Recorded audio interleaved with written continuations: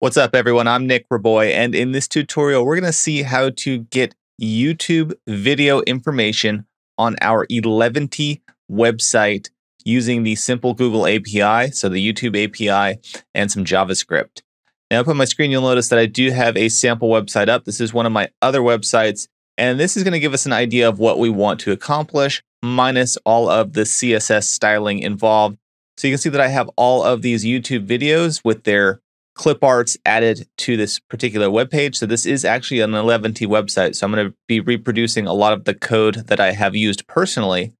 But we're just listing all of the videos that exist for a particular playlist within my YouTube channel.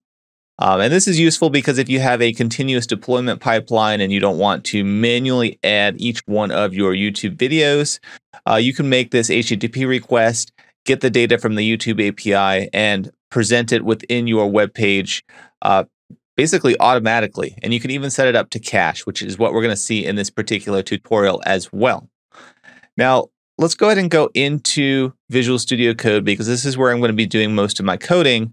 I wanted to show you that I have a boilerplate project created because the goal of this tutorial is not to show you how to work with Eleventy. It's to serve a particular purpose, and that purpose is to get YouTube information and cache it. So within my Visual Studio Code, I do have this package.json file open. So we will be working with a few dependencies. So the first one is this Eleventy cache assets dependency. So this will allow us to cache our API requests, our HTTP requests, as well as Axios, which is what we're going to be using when it comes to actually making the HTTP request. Now you'll notice that I have others. So I have the baseline Eleventy package. I also have .env. I use .env because I'm actually going to be having an API key, which I'm going to treat as fairly sensitive. I'm also going to be storing my playlist ID in a .env file, which is right here. I'm not going to open it because it does have my potentially sensitive information in it. Just note that throughout this tutorial, we will be obtaining an API key and a playlist ID. How you incorporate it in your application is totally up to you, but I'm going to be using this .env file. Now, if I click through just to show you this boilerplate information to show you that there's no funny business happening, I have this .eleventy.js file. This is where I actually enable my .env file, and I just have a baseline configuration. So my input directory with all of my sources in the source directory. My output Eleventy website will be the public directory, which is a little less important for this particular example, but it is still valuable that I show you this to show you how I've set up my Eleventy website without actually writing code. The index.njk, which is my nunjux file, is where I'm actually going to be rendering the YouTube information. So I have this baseline HTML body and div tag. We're going to be extending this as we progress through the tutorial. And then this YouTube API.js file, which exists in this underscore data directory, is going to be actually where we have our YouTube logic. And you can see I've taken the liberty here of actually adding the Eleventy cache assets dependency as well as the Axios dependency. And we're going to be populating this file for actually making HTTP requests and caching that YouTube data. Now let's start to dive into the actual process of getting this YouTube information. And we're going to start by actually looking at the YouTube API, which is in our Google console dashboard. So this is on console.cloud.google.com. You will need a Google account in order to make this possible. It does not cost any money, and it's going to be quite easy and quite powerful for this Eleventy website. So what we're going to want to do first is after you've logged in, you're going to want to make sure you've selected your correct project that you want to work in, and you're going to want to go to API and Services and then click Dashboard.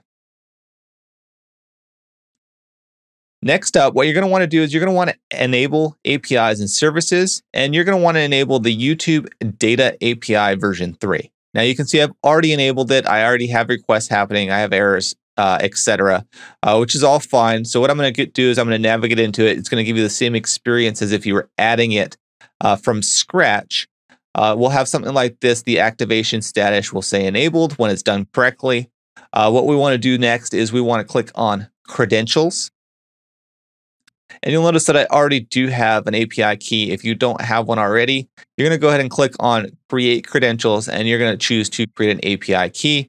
And you're going to give it no restrictions. There are limitations on what it can do. But for the purposes of what we want to do with it, we only want to basically consume YouTube video information and the meta information associated to it.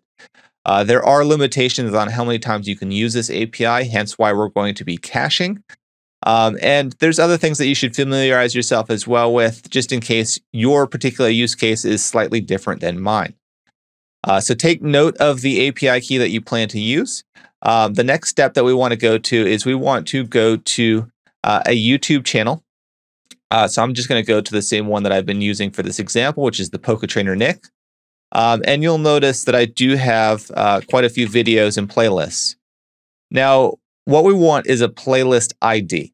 So if we click on playlists and then we click on, say, for example, gaming, let's say view full playlist. What we want is the list ID that appears in the URL bar. So this is the ID that we're going to be using to consume video information from through our Eleventy website. Now, I chose a particular playlist, but in my example, what I use on my actual website is I get all videos that I've ever published to YouTube. Now, you might be wondering, well, how do you do that? There's no playlist for that. Well, the reality is there is a playlist. So if you go to videos and then you click on the uploads tab and you click play all. So there is actually a uploads playlist that's created by default when you start uploading videos to YouTube. So you can actually get that playlist ID, and it's not sensitive information. It's exposed to everyone, to the public. What's really sensitive is that API key that you're using from your Google dashboard. So make note of this playlist ID or whatever playlist ID that you plan to use. Also make sure that you've noted your API key because you will be using it.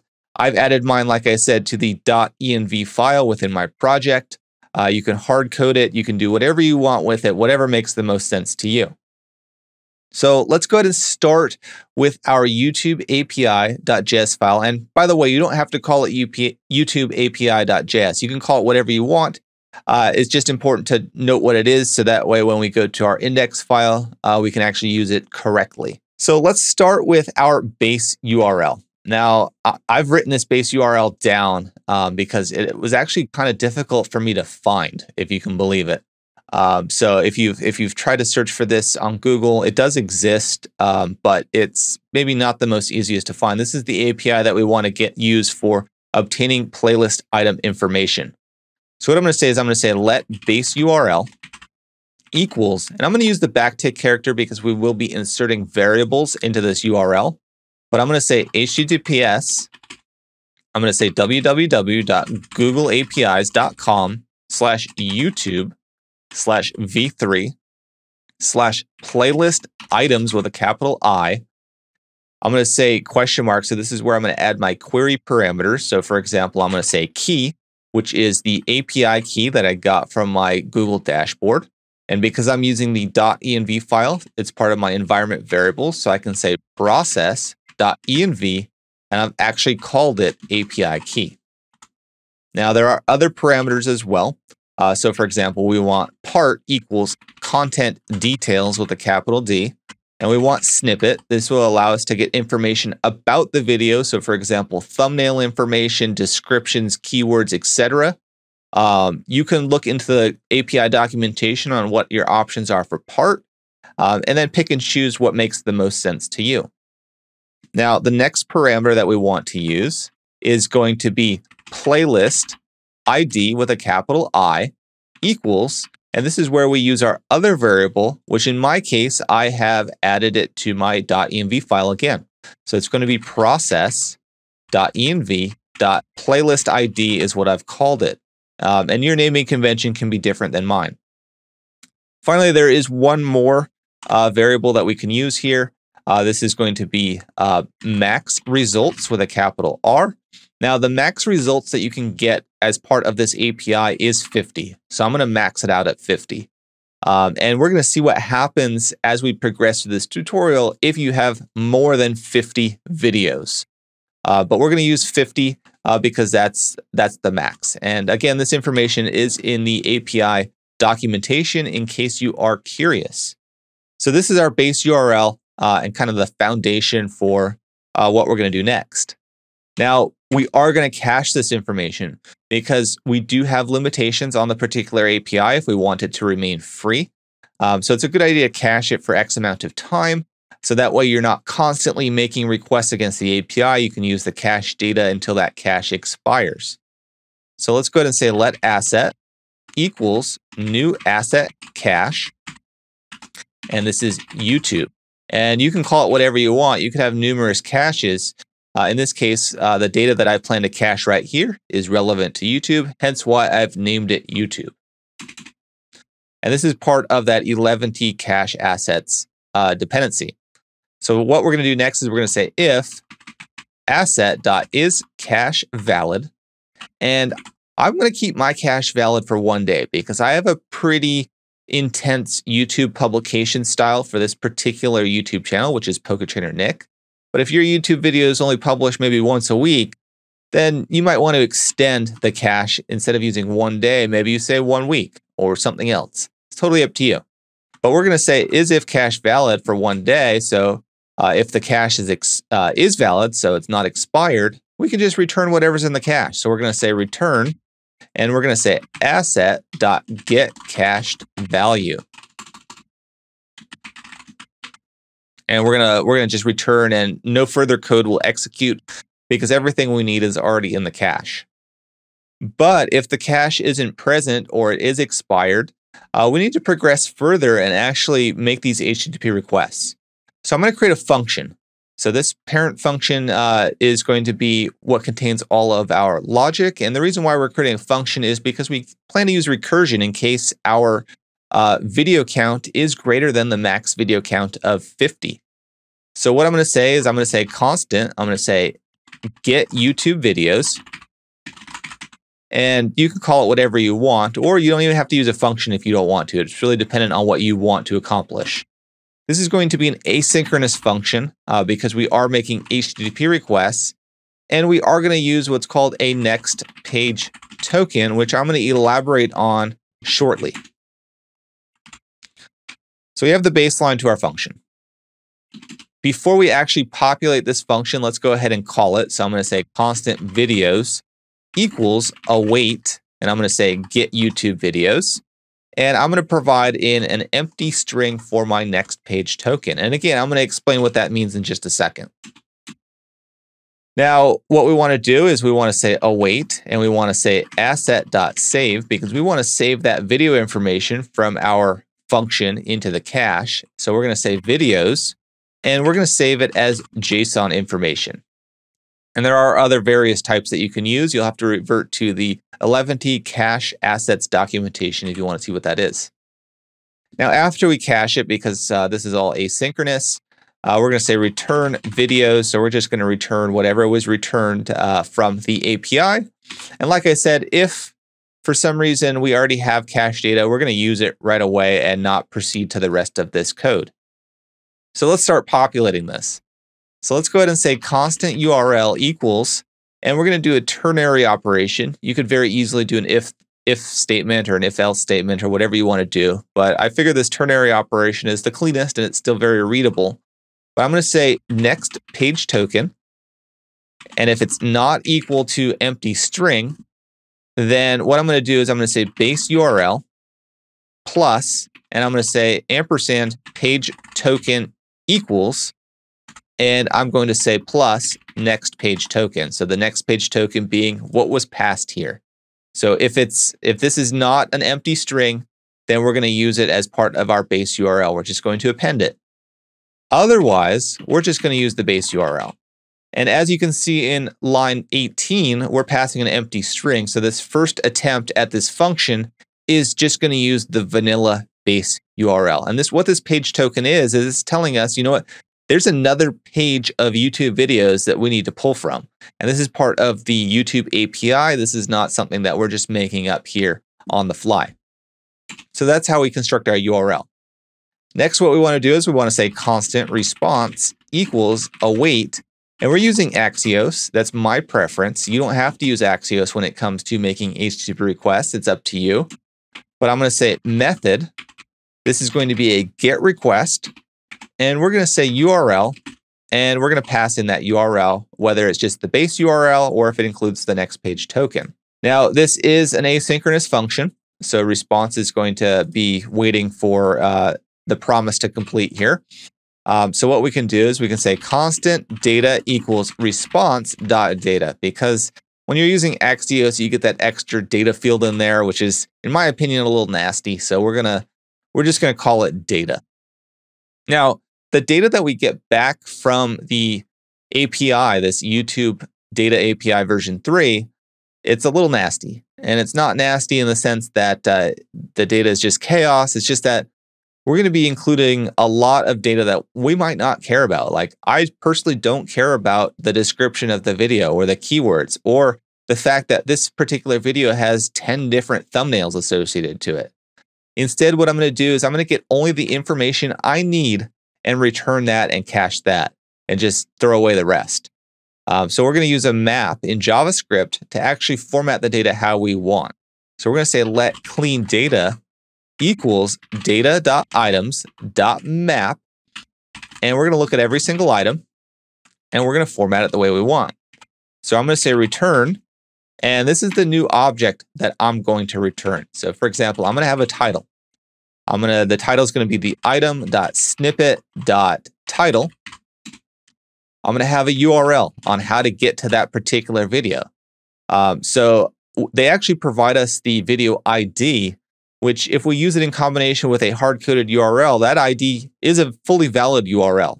So you might have seen this in your URL bar at some point in time, but it might look something like https www.youtube.com/watch and then v equals, and then you know what, we have an ID after the v. So this is very common YouTube URL formatting. But to get that ID, what we would do is we would say item. We can say content details. And then what we can say is video ID. So that's our URL. Next up, and we could have very easily said item.contentdetails.videoid as well. I don't know why I just did it that way, but I don't know. It seems a little more readable in this sense to me, but it's totally up to you. Next up, I do want a thumbnail for my videos. And like I said, there are a bunch of different versions. I don't know if there's 10. That was just something I made up, but there are more than one potentially. So what we can do is we can say thumbnail, we can say item, we can say snippet.thumbnails. We can say we want the medium thumbnail, and we want the URL to that thumbnail. So it's not the actual image file itself, it's just the URL, so that way we can use it in our application. So that's what we're going to return. So let's move on. So we have our clean data. Technically, if we wanted to, we can return it. The exception here is that we would only be getting the first page of data in this scenario. So if we have more than 50 videos, well, we're only going to get the latest 50. So let's go ahead and modify this a bit. So what we're going to do is we're going to say we're going to say data.nextPageToken.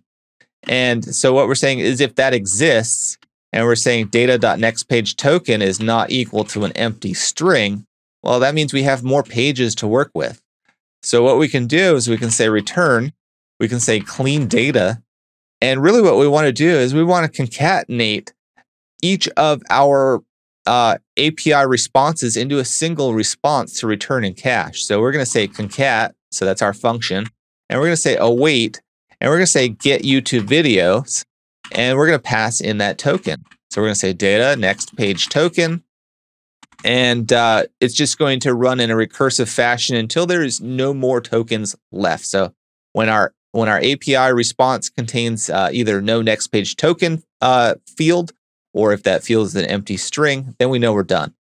Otherwise, maybe there is no token to work with. So we can just say return clean data, just like that. And this is really all you need to get all of your video information from YouTube. And we'll revisit it in just a second after we render it. But let's go ahead and go to the index file that we have. How you have your Eleventy website structured is up to you. It'll more or less work the same way. But let's go ahead and loop through our YouTube API. So I'm going to say for video in YouTube API. So this is where the naming convention is important. So I've called it YouTube API.js. So I'm going to be using YouTube API as the variable here, or the data source. And this is going to be a loop. So I'm going to say N4. And inside of this loop, this is where we're going to start doing our rendering. And like I said, we're not going to do any kind of special CSS stuff in this example. We just want to get it on the screen. We're just going to do a new paragraph for every video that might surface here. And what I'm going to say is I'm going to say image source equals, and I'm going to pass in the video.thumbnail. I'm not going to give it any kind of sizing information, although I could. This is the medium image, so it's not going to be the largest image in the world. So I'm just going to close that off. I'm going to say video.title, and I'm also going to provide the link. So I'm going to say video.url, and I'm going to save it. So let's go ahead and run it. So what I'm going to do is I'm going to say, because I have inside of my package.json, I have a serve. So I'm going to say npm run serve. So it's serving on this particular port. So I'm going to go to my web browser. So I'm going to go to localhost 8080. And this is the results that we've got. So it has my thumbnail, which is the full size medium. It has the title of my video and the URL on how to get to it. And if I scroll down, I have more than 50 videos here. So it was able to recursively make those HTTP requests to the YouTube Data API version 3. If I go back into my Visual Studio Code, it did create a, let me exit this first. It did create a cache directory, hence the Eleventy cache assets plugin. And if I click on them, you'll see that I have our custom formatted JSON data. Remember, we're only saving the title, the URL, and the thumbnail. So it's up to you what you want to save. This is the custom format. If I had not done that clean data, so if I had not done this particular section right here, I would have had a lot more data in my cache directory and my cache files. But this is the data that I want to save. So this could be very valuable to you if you want to populate your YouTube video information on your website without having to manually create a data file, manually coding it. You can actually make use of the YouTube Data API version 3. You will need to have an API key. You will need to know your playlist ID. Like I said, everything that you do with YouTube does have a playlist, whether that be a custom playlist that you made, or if you just want all of your videos, they would exist in that uploaded playlist, and that would be your ID. You would have to figure that out. And then basically what we're doing is we're caching and we're looping through each of the API requests based on the next page token. So this could be very valuable. Just pay attention to how many API requests that you're allocated every month. I don't know that number off the top of my head, but it is finite, hence why we're using caching. But it wasn't particularly difficult to do any of this. If you enjoyed this video, it would mean a lot to me if you left it a like and then subscribed to the YouTube channel. Likes are definitely appreciated. Follows are even more appreciated. And then if you have a comment, that is the most appreciated thing that you could do. Drop me a comment. Let me know what you thought of the video. Hopefully it helped you out. And you can make some awesome Eleventy powered websites with what you saw in this video. Happy coding, everyone.